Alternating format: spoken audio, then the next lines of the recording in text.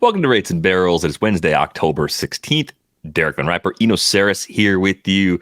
On this episode, we discuss the Yankees-Guardians series as it moves back to Cleveland with the Yankees holding a 2-0 series lead. We'll break down some of the things that happened in Game 2 and discuss a few ways the Guardians will have to make some adjustments if they're going to climb back into the series now that it's in Cleveland.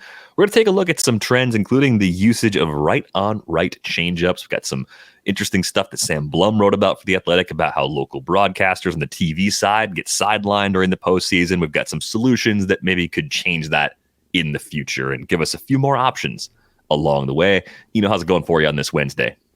It's going well. I am kitty sitting right now, and I'm going to risk something here and say hi. See, it's good. It's more than just the pets channel in the Discord. The pets are just taking over. Adorable. So that's the kitten.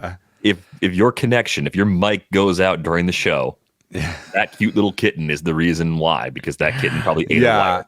I mean, all of our clothes now have holes in them.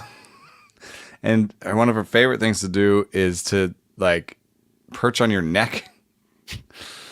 So, I have holes on the necks of my stuff. And also, the claws are surprisingly rough. So sometimes you'll just hear somebody in the family go, ow!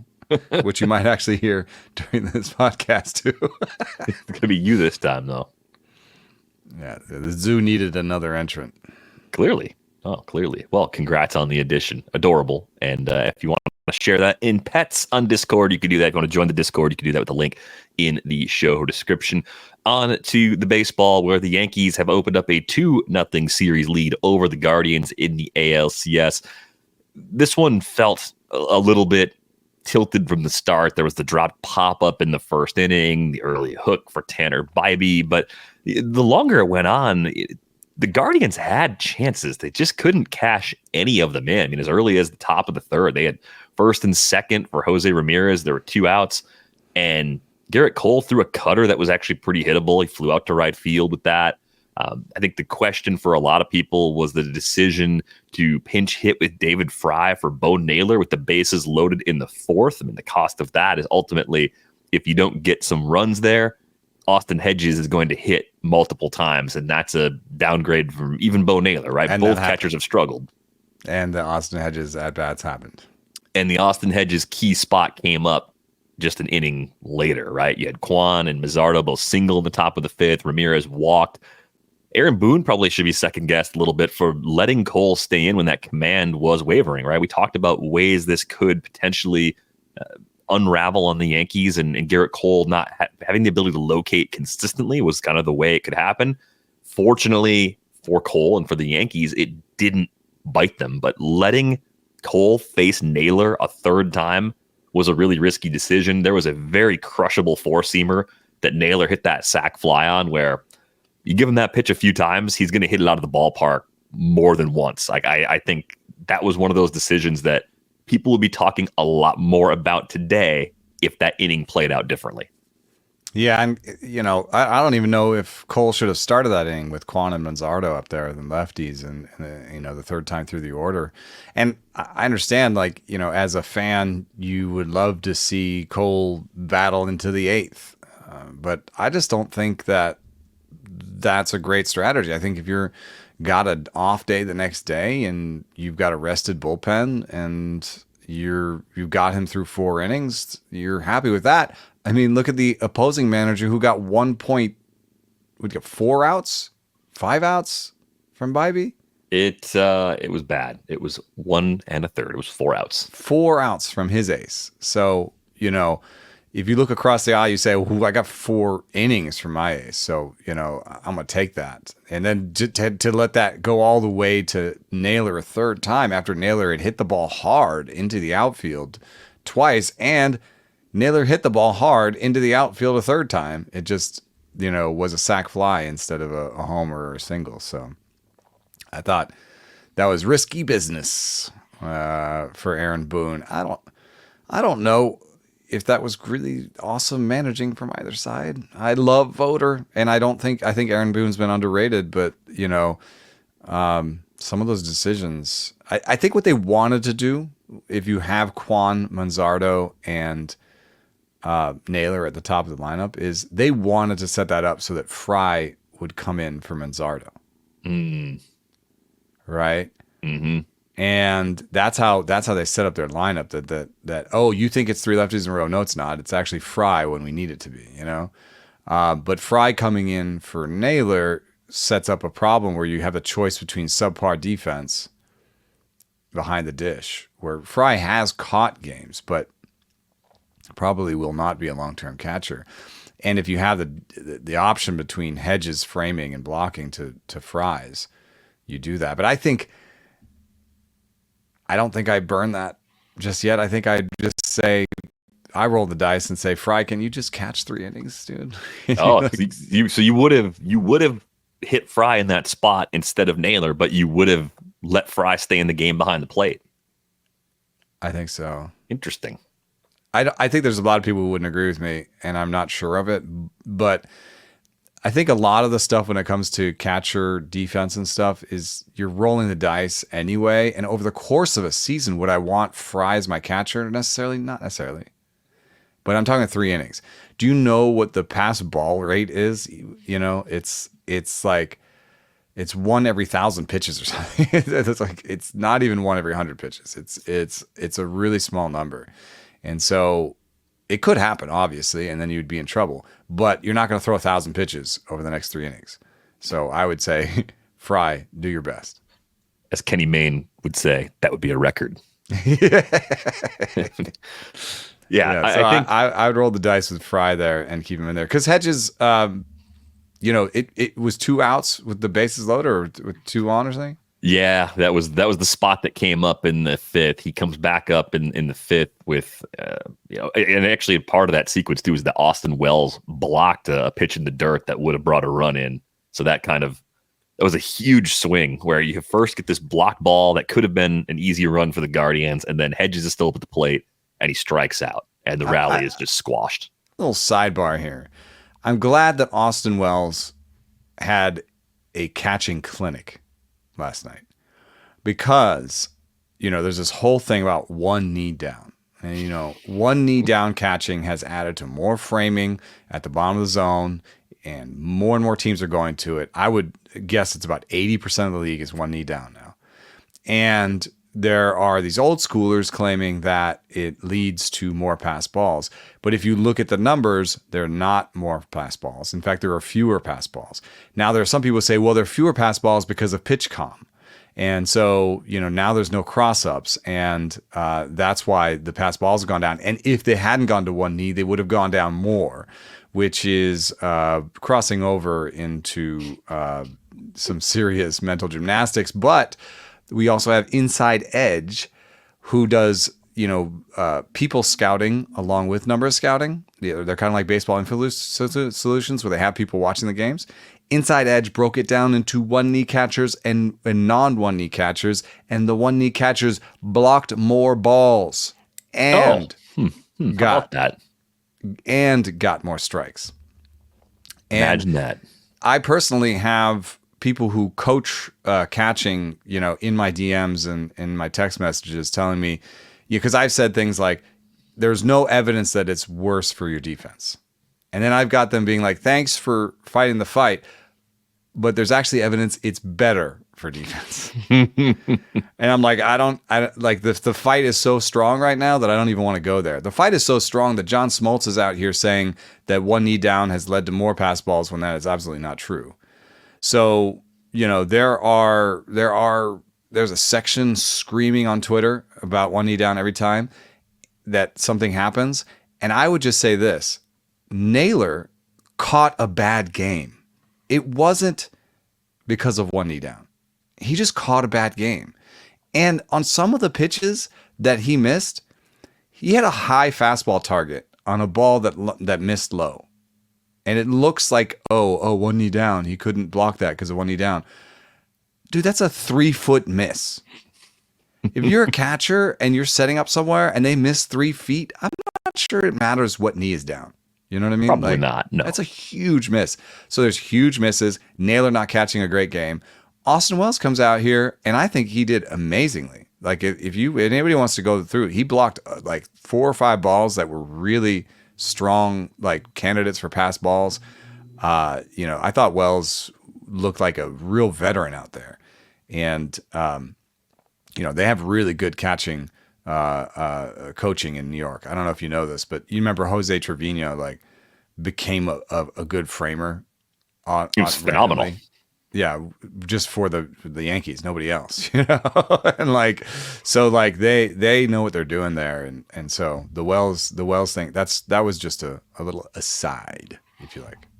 Yeah, I think Wells' defense has been even better than expected throughout the season, right? That was something that we didn't know was necessarily a guarantee. Even when the Yankees made him a first-round pick a few years ago, it was the bat's definitely going to play in the big leagues, and the defense is a little more of a work in progress. And but defense can slump too. Like, he slumped offensively at the end of the year. He could be tired, but the defense has been there. And even as I've advocated for switching him and Jazz, like in the lineup, like the defense was there last night. I felt like the other thing that was happening in the game last night is the Yankees were just leaving the door open for a long time. They gave away 2 outs on the base path in the bottom of the 6th inning. John Sterling on the radio call said they were running the bases like a bunch of drunks, which oh my god, don't know if the younger generations of announcers are getting away with that call, but John Sterling can pretty much say whatever he wants at this point. The Yankees radio announcing, and we'll talk a little bit more about this later, but the Yankees radio announcing was pretty stellar during that game because it was Susan Waldman and John Sterling, and at some point they asked Susan Waldman to read a promo for some sort of concert that's coming up, and she doesn't understand the words that she's saying. Yeah, the copy it's just artists and something she's never listened to, right? She's trying to struggle through it. And she's like, honestly, I'm trying. I'm sorry, but I have no idea what I just read. And it was 7 Dust Down. It was some sort of show that of music she was not familiar with, and it was just hilarious. So that was trending on Twitter for a little bit. Got to get that copy to the broadcasters before the game. Make sure everything's ironed out on that front. One other thing that caught my eye, just from a usage perspective, and it didn't end up mattering at all because I think he only faced one batter and got that batter out. Pedro Avila, who is in the Guardians bullpen, was added to the roster for this series, pitched pretty well in game 1. They made a big deal on the broadcast about the new grip that he has on a splitter, and that pitch looked pretty nasty. And you think about the way the Guardians have operated in recent years, not necessarily having that stockpile of pitching prospects knocking on the door right now. Avila could be a sneaky number 5 starter candidate for them next spring, right? You get a guy like this in your organization, you make a couple of tweaks, and all of a sudden it's an opportunity. I mean, who would have thought Ben Lively was going to have the season he had in 2024, right? So I think I'm kind of watching carefully just to see what Avila brings to the table and any other appearances he might have, because there's still some organizational trust here in the Guardians' ability to find inexpensive starters that end up giving them pretty high quality innings. Yeah, I have a story out today about Luke Weaver, and I think this is a similar thing where they didn't have much acquisition cost for getting Luke Weaver. They said, your 4-seam fastball in the past has been much more efficient. Can we figure this out? He has a kind of a weird middle finger that's an 1.5 inches longer than his index finger. And apparently he'd been putting that index finger off of the seam on the 4-seam. And they were like, no, you need to have both of those fingers on the 4-seam, on the seams, because that'll get you more, spin efficiency, get you more ride out of it. And now he's having the most ride out of his career. They also found a way. I think that the Yankees are very good at seam shifted wake. My evidence for this is Luke Weaver's changeup. They changed his grip and added seam shifted wake, added drop. Clay Holmes, not only did they identify that he was good because of seam shifted wake, but they augmented that when they brought him over from the Pirates. And then lastly, I'm looking now at Pedro Avila's, splitter changeup movement. I'm seeing a kind of a real difference from when he we used to be throwing a changeup when it was classified as a changeup, and that now to where it's a split. And I don't know if they just, recognized that quickly or recognized that the changeup was, that good of a pitch, or if they augmented that as well. And his, there's differences in Pedro Avila's slider and curve movement.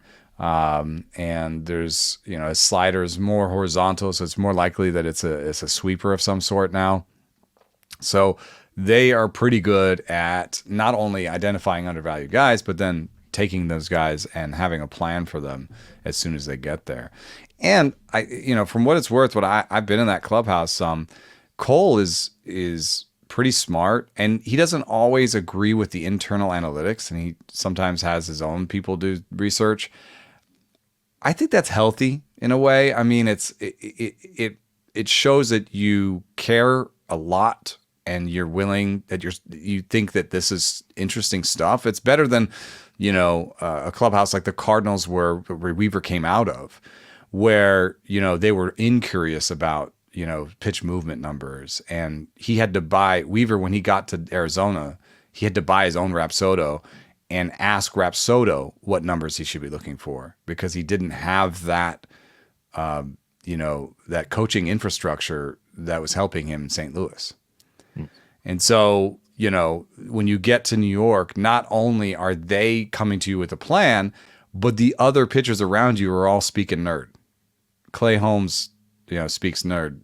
Clark Schmidt speaks nerd. Garrett Cole speaks nerd. Garrett Cole is the leader of the pitching staff, and he cares enough to have his own nerd. You know what I mean? And I say these, I call myself a nerd, so I'm not calling anybody names here.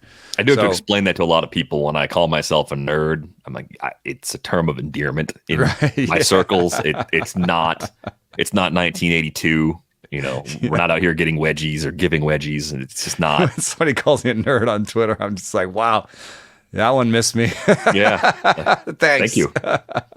Thanks for the compliment. Yeah. Just for people who don't know, what is a Rapsodo? I mean, I think they make golf technology too. So if you search for a Rapsodo, you're like, golf tools? Luke Weaver got a golf tool? What did he do that for? Yeah, Rapsodo, along with TrackMan, were the two are probably still are the two that are vying for personal pitch tracking device. And they have slightly different technology, slightly different things they can do. But they are basically, a way for pitchers to coach themselves in the off season. Maybe they're free agents, maybe they're between teams, maybe their team doesn't do enough of this, but it's a way to kind of get the stuff that you would get from Hawkeye or from Baseball Savant, but to get it on your own. And one thing that is a little bit difficult that can show up is that there can be slightly different naming conventions and number conventions. So you'll get different numbers and from a Rapsodo, from a TrackMan, or from Hawkeye. And so, that's where it really helps to have a culture of learning in your organization, right? Because then they can tell you, you're looking for 13s on the Rapsodo if you got a Rapsodo, but you're looking for 18s on the TrackMan. You know what I mean? Like, at least you know what number you're looking for, because that, there isn't like necessarily one counting standard for pitch movement, which is a little bit annoying, but yeah.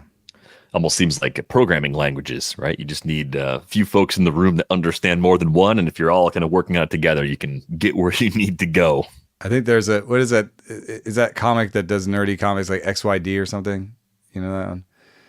It's like stick figure comics that did the Twitter one. I don't know where I see him on Twitter, but I was complaining about this to Max Bay, and Max Bay sent me one of these comics, and in the first thing they're saying, hey, there really should be one standard for this. Let's get to work. And then the next panel it says there are now 15 standards. Yeah. Yeah. I mean, come on, man. We're not even using the metric system in America for most things like that. Like, we're never going to get something as specific as baseball movements to be universal across the board. Yeah, I mean, because one of the things that Max would like is he really likes G-force. So he wants to use G-force acceleration in terms of movement. there's some things I like about that because you're countering gravity over the course of pitch, right? So if something theoretically had 1 g-force of vertical acceleration, it would cancel out gravity completely. You know, which no pitch does, but it then when that sort of helps you understand what's happening. Oh, this has 3/4 of a g-force. That's pretty cool, you know. And actually, I understand why he's saying it because acceleration also means a lot more than these movement numbers that we have, because these movement numbers are movements based compared to a theoretical spinless 0-0 pitch, which like a bullet, the gyro slider, right? And the perfect gyro slider. And that's again, now we're talking like sort of theoretical stuff, you know. It's like, couldn't we do something that was actually based in what we're actually seeing? That would be the most logical way to me to do it, but hey, I'm not the one making any of the stuff. I'm just trying to consume and understand it. So I'm still trying to. I was raised on like Brooks baseball, so I'm always like 10 is a good number, and pitchers are like 10. No, you want 20s, and I'm like, yes, 20. Your loyalty to Brooks is phenomenal. Like I appreciate that about you. The bigger picture question with the series, you know, how can the Guardians climb back in? They've had opportunities, they haven't cashed them in. We know the relative weaknesses of this club. I mean, I think one prominent example for me is Will Brennan coming up as the tying run down 2, but he was their number 6 hitter. And we've talked about Will Brennan occasionally on this show as someone that's interesting, is probably a bench outfielder, but not necessarily somebody you want up in a key spot with a game on the line, right? So I wonder how they're going to find a way to overcome the lack of depth in their lineup. They haven't got anything from either one of their catchers at the plate so far. I think that's part of why they were willing to make that move with Bo Naylor. But if you think about that matchup, Naylor lefty on righty is just as good as David Fry righty on righty. Like, Fry does a lot of his damage against lefties. So that to me was probably the thing I disagree with Vogt about, is making that move then. I think you were right to point out waiting until there was a spot to use him in place of Manzardo, where a lefty was going to face Manzardo in leverage, like Tim Hill or something, like get some lefty later. I guess I forgot that piece of context. Like, yeah. I was saying that, you know, at some point you need some offense from your catcher, and they keep coming up in these big moments with the bases loaded, and you have the kind of offense that's sort of like, keep it going, keep it going, keep it going. At some point I might be tempted just to put Fry in at catcher for the whole game and just be like, come on, we need some offense from that spot. It just keeps being the reason the inning is over, you know? Mm-hmm. And so, you know, the other thing that I just keep circling is like, what is the pitching plan here? Because you just threw your ace and got punched in the mouth. And I don't know, I guess you have Boyd and Gavin Williams and a bullpen game for these next 3 games. Right. You know? Well, Zach Meisel wrote about this a little bit in his post-game story for The Athletic. Because Bybee only threw 39 pitches, they're going to see how he bounces back. There's a chance if this goes 5 games that Bybee actually starts game 5. But you're right. It's even the spots that how much they use Lively for, because Lively's the replacement for Alex Cobb, and they use him in that game. Yeah, like that. There's that part of it too, and like, how much do you want to use Ben Lively? It's just 1 1/3, 26 pitches, so he should bounce back within a couple of days. I think you. So what you use is you go with Boyd in game 3, and then bullpen game 4, where Gavin Williams is. Ow! Gosh, dang it! There it is. At least it wasn't the mic cable. Ow, I think it was going for the mic cable. Please, let go with me. You go with Boyd, and then Gavin Williams is your bulk guy. And we had said that Gavin Williams at some point might need to do something. And I feel like the second game, so game 4, the second game in a 3-game stretch, you can't go heavy on your bullpen all 3 games. So you go with Boyd, and you hope this is a 4 or 5 inning Boyd and not a 2 inning Boyd. If it's a 2 inning Boyd, then you need Gavin Williams to go 5. Because if not, then you need Tanner Bybee to go 5 in game 5. Right. You can't you can't keep rolling the bullpen usage this heavily and have it not bite you later. Yeah, that's how I feel. That's what, like, it's just going to cost them in this 3-game stretch. Like, that's where I feel like it's going to get them the worst. Okay, so yeah, you got to figure out the pitching. That's a big thing. The bullpen's been great so far, but you need to get bulk from someone, probably in 2 of those 3 games. You can get away with a shorter start, I think, 1 out of 3 times. I think everyone has this vibe on the series that it's just over, that it's going to be over in a sweep or it's going to be over in 5. It's not even going to make it back to the Bronx. And I'm not sure that's necessarily fair because, as we were pointing out, the Yankees haven't played flawlessly. Like, they've left the door open enough times. If they continue to do that, I think the Guardians are good enough to eventually make them pay for that. The other takeaways that Zach had that I thought were kind of interesting, getting timely hits from the heartbeat of the lineup. Yeah, maybe that late home run Jose Ramirez hit off of Luke Weaver is the beginning of a Ramirez heater. Like, that would be huge for them to have that. Kwan's been very good. Manzardo's had a few nice plate appearances. Like, Rocchio at the bottom's been good. It just seems like that 5 through 8 stretch has been really inconsistent for them, right? So other than Lane Thomas hitting some massive home runs, they need someone else from that chunk of the lineup to come to life.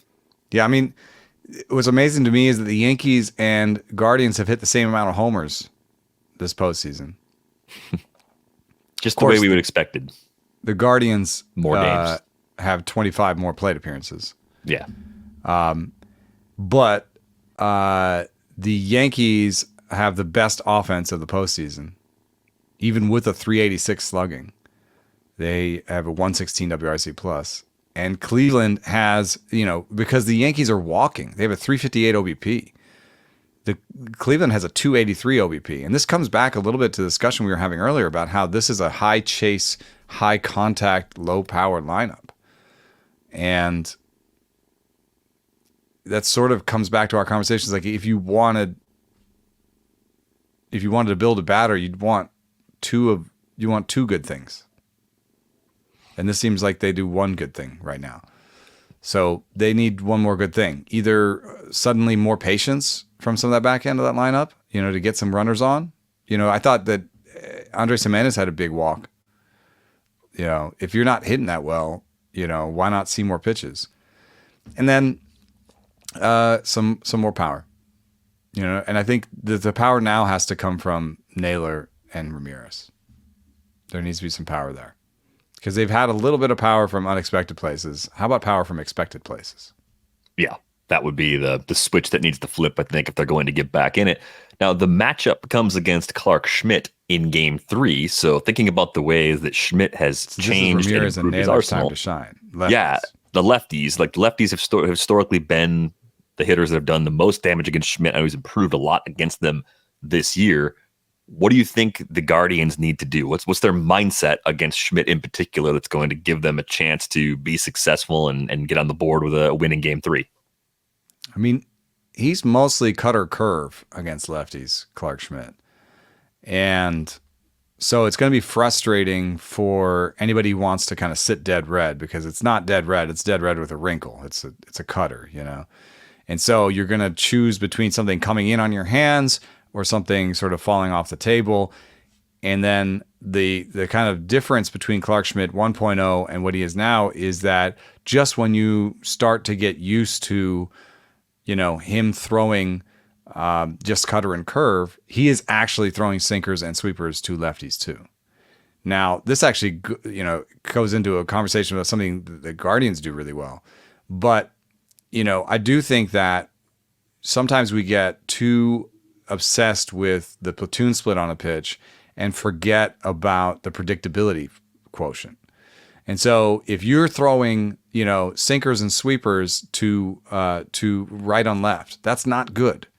You don't want to do that a lot. You don't want to make that 80% of what you're throwing, because we know that platoon splits are bad on sinkers and sweepers, right? But if you're 80% cutter and curve and 20% sinker and sweeper, now those sinkers and sweepers are surprise pitches, and you can do things like throw a backdoor sweeper where you're throwing a sweeper that's ball to strike. Now they see sweeper and they're like, oh, what's he throwing a sweeper for? Plus, it seems a mile away. There's no way this is going to be a strike. You get a take, you get a called strike, you get back in the count leverage. You can go back to cutter curve. You know what I mean? Throw a high sinker. Throw something that's not unexpected. And so the Guardians have been doing this. And Brent Rooker had a really cool post where he was showing he was talking about a high and away right on right changeup.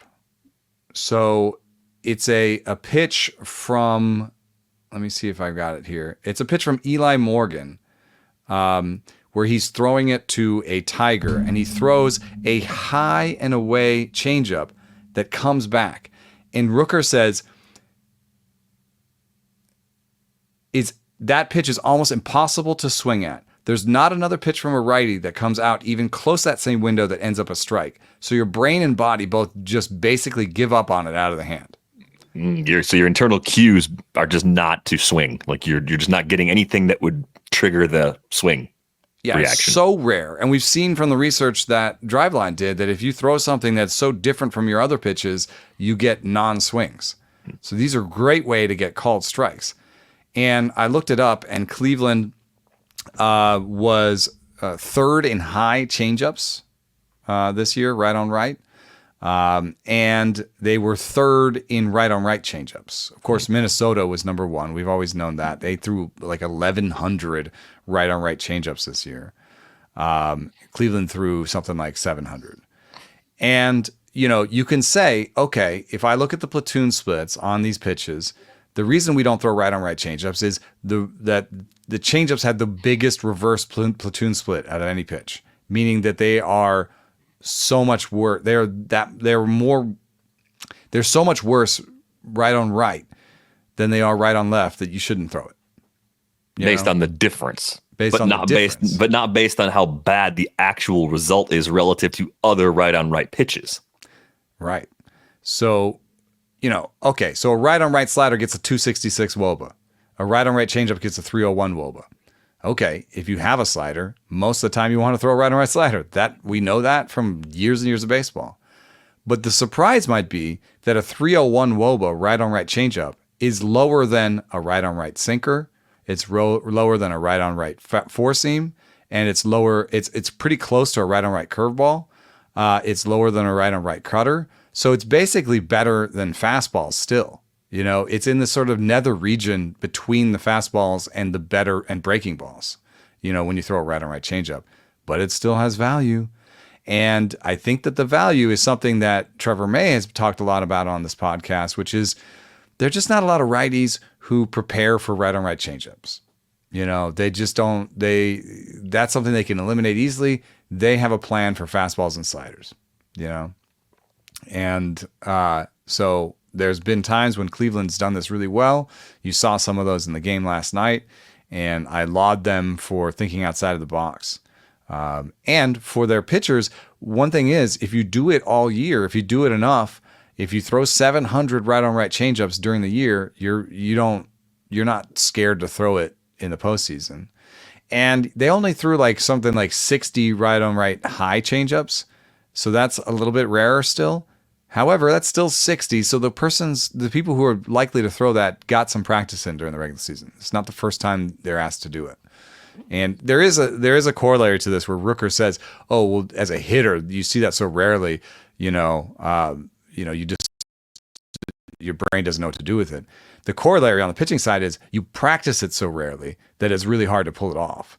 But if you throw 60 during the regular season, throw 600, right on right changeups during the regular season, you're sort of generally, you're like, maybe I won't get this exactly high. Maybe that was a perfect Morgan pitch, right? Where he did exactly what he wanted to do.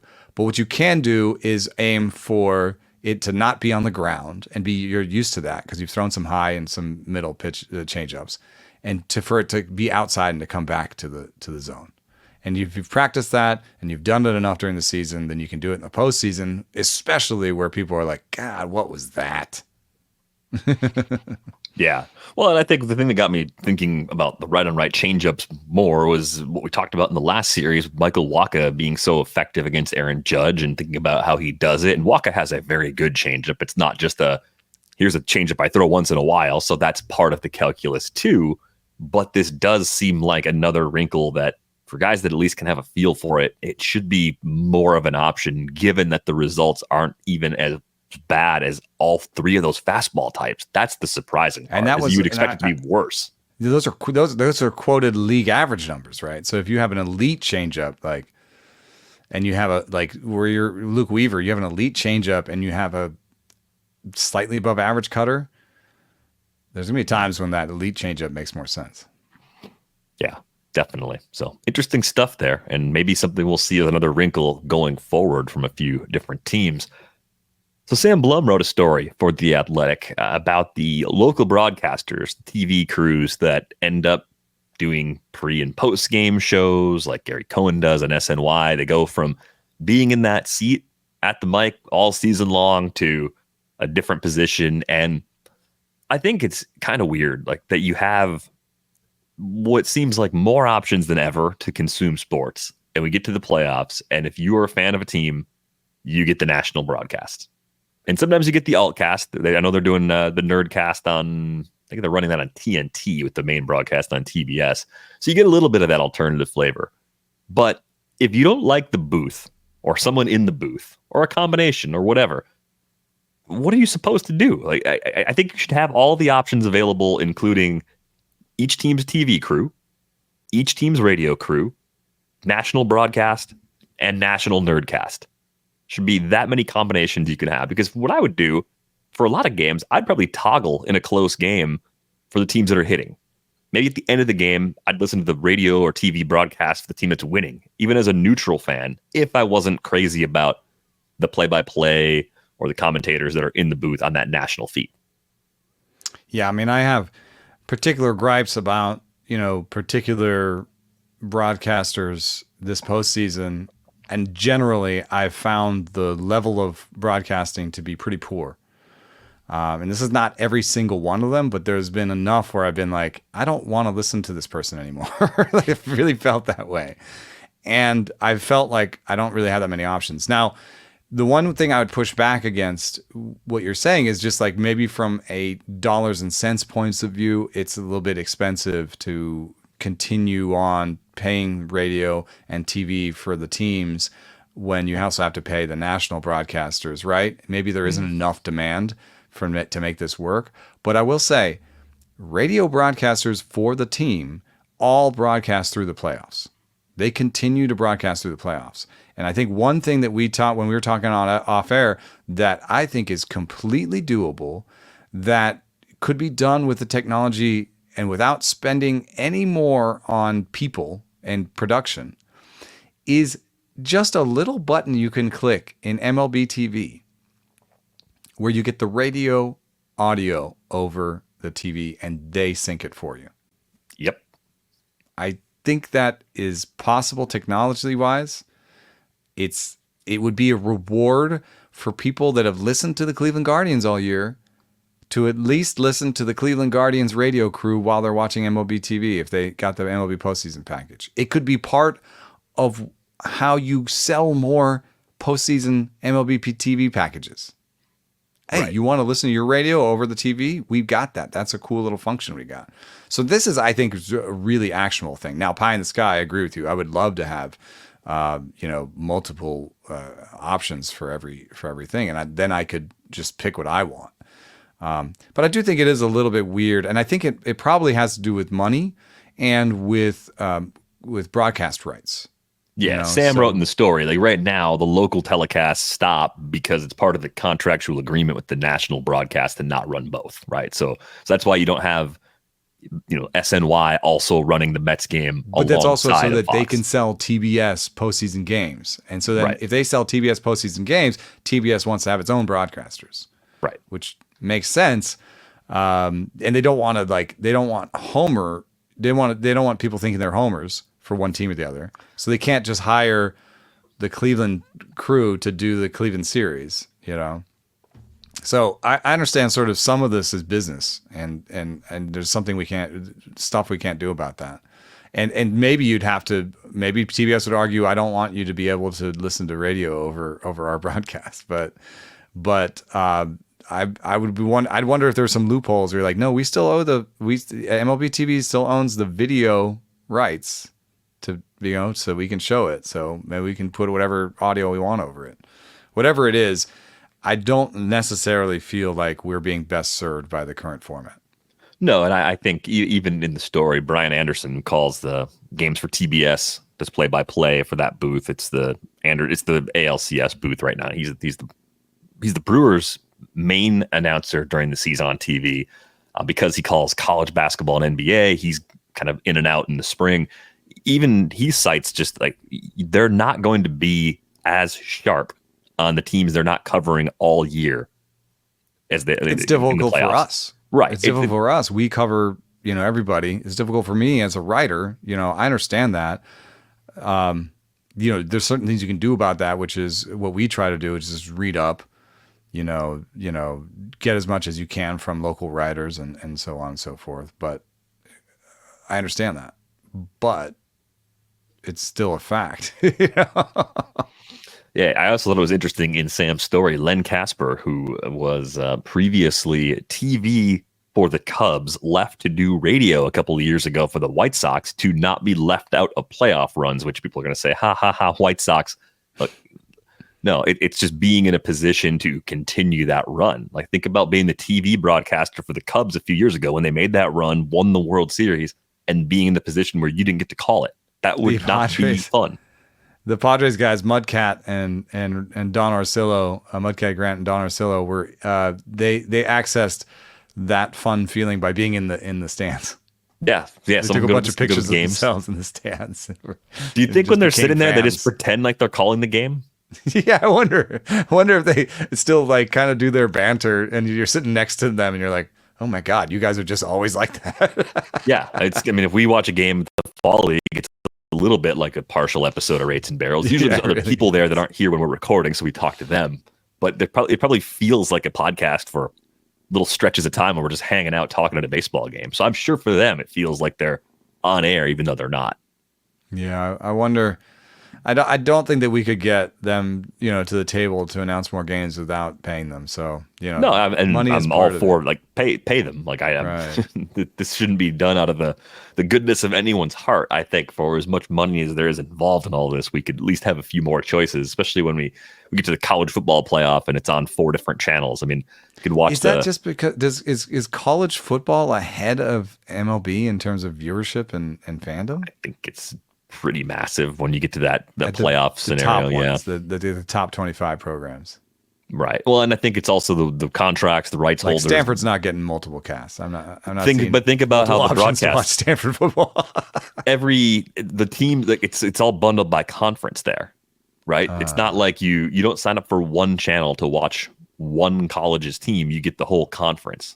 And like I went to Wisconsin, so I watch a lot of Wisconsin games. They play games sometimes on CBS, sometimes they're on the noon Fox game, sometimes they're on the Peacock app. Like they're all over the place now because the rights are sold to multiple places, and the playoff is on ESPN and ABC.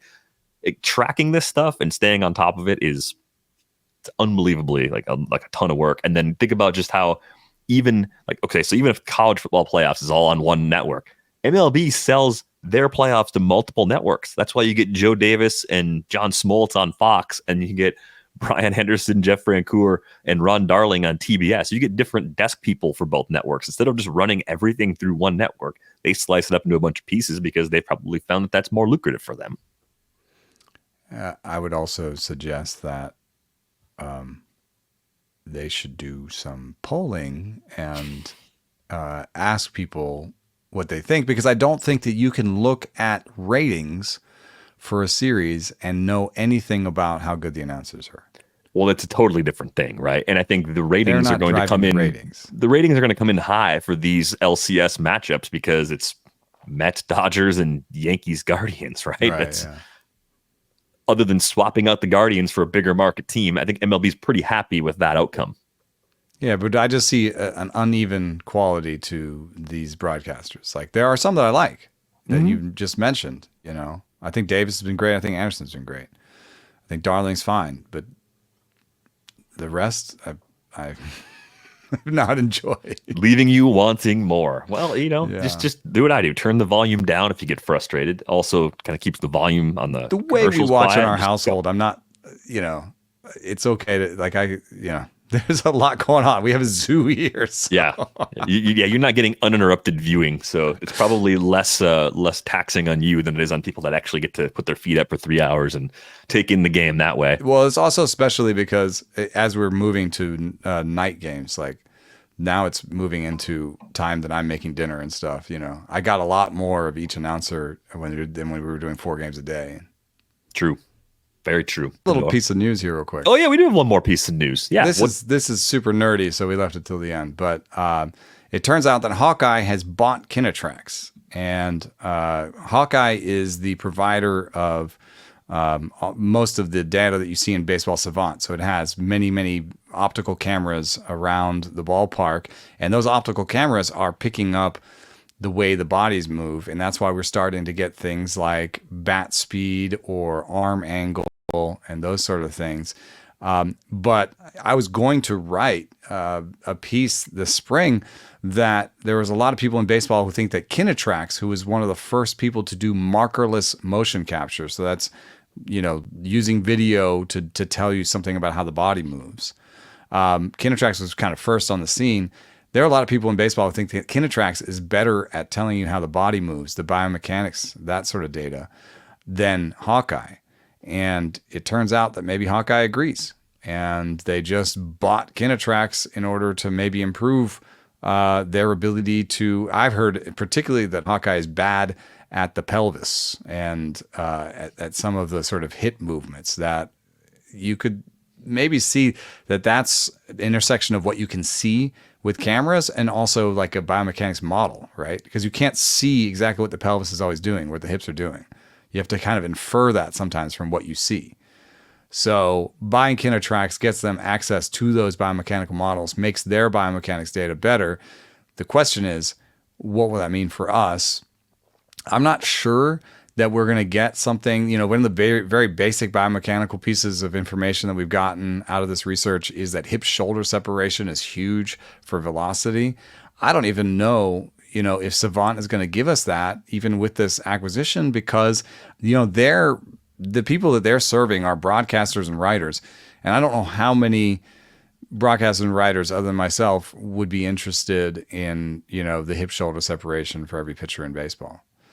And how that ties into bat speed for hitters and how there's a difference between those and stuff like that. So I'm not sure this will mean too much, and that's why we left it for the end. But you know, for the heads out there, it was a little piece of news that caught my eye, and it might mean something. It'll mean something for teams. And what really could be cool is that there is now a real effort to open up data, make it open so that, you know, Kyle Bodie and Driveline have an open data, you know, a way to access their data. And so other teams are pushing team analysts. There's a great piece on Fangraphs by Michael Rosen about how there's a push now to open up data to have something like a Project Health, you know, where everybody is working together and looking at the same data and trying to make some advances in keeping pitchers healthy. And so maybe there's an aspect to that where if they buy KinaTrax and they give KinaTrax data to everybody, every team, then, you know, there's a surprising analyst on this one team that makes a huge advancement based on, you know, they didn't have KinaTrax before. And now because they get it through Hawkeye, you know, that analyst can make the big realization that it's going to help us keep pitchers more healthy in the future. So that's maybe a long shot, but it is maybe a way to tie that into, you know, big trends in baseball right now. I'd fund that grant, by the way, if you could, you know, put that out there as an area of research. There's a Kickstarter. I'll put $5 on it. Yeah, I'll throw some money in on this. When you had it was a swing analysis you had done at Driveline a few years ago, was that Hawkeye that identified your pelvis as problem spot or unusual? Which technology was the one? I don't actually know exactly what it is, but I would guess it was KinaTrax. Okay, so that's the better one. So it's still confirmed the unusual, unusual. Yeah, because pelvis. Hawkeye is, I think, the most expensive one. So, that's a lot of cameras, and I don't know that they do like they set up in independent labs like that. It also, what it could have been is just proprietary. Just Kyle's a kind of a coder and a computer guy, so. Yeah, He's put together like things where I'm like, what is that? And it's like literally exposed wires, and he's like soldering, and I'm like, okay, all right. No, I figured if the motion capture cameras have determined that you have a bad pelvis, that I also, from sitting in the chair and moving very little for the last 19 years, probably would come up with a similar result. I was hoping there was something out there like, oh no, we can do it again, and maybe I'd come out for some testing too, but. I'm just going to assume if you're a mess, I'm also a mess. Well, there is a Driving Line Arizona. Maybe we could stop by while we're down there. Yeah. I don't know if I would love to know more about my limited biomechanical abilities. Some feedback we got via Discord. This is a good call from TPH Noob in the Discord. Yoshinobu Yamamoto has not made any starts this season on fewer than 5 days rest. So that's why he's going in game 4 and probably won't go again in the NLCS. So the good news would be it would line up for him to pitch twice in the World Series, even on that regular rest. But that was something I had not previously noticed, that all of his starts this year came with that full 5 days rest. Yeah, it's good eye. Very good eye. And one other question that was thrown out in the Discord was about the Guardians, and if they'd be the first team in MLB history to win the World Series the same year that they made the first overall pick. They would be if that happens. That's never happened before. So I remembered the worst to first World Series that I was a big fan of as a kid was the Twins against the Braves, but they were worst to first in their own divisions. I do not believe they were worst in baseball. That's a good call. By the way, there was a poll question that went out yesterday, just rates and barrels on Twitter. Which poll was worse as a kid? We referenced the Tom Kelly baseball cards and the checklists. Checklists have won that with 25 minutes remaining on the poll by a 71 to 28% split. There's some love for managers out there. I love it. Yeah, I think the only comment that came in was one that sometimes the checklist actually had a player on them, but I was thinking of just a completely blank, like 1990 Donruss, orange frame, white and black text, blank, text. Nothing. Garbage. Not a nice checklist with some kind of player on it. Topps has now put those online, which is a good idea. That's where they belong. A card out of them. They belong not in the pack. That's my takeaway from that. But thanks everybody who voted in that. We're going to go on our way out the door. Just a reminder, you can get a subscription to The Athletic. Check out Eno's feature on Luke Weaver. You can check out all the great playoff coverage we have around the league as well. TheAthletic.com/rates and barrels. $2 a month gets you in the door. You can find Eno on Twitter at Eno Sarris. You can find me at Derek VanRiper. You can find the pod at Rates and Barrels. That is going to do it. We're back with you on Thursday. Thanks for listening.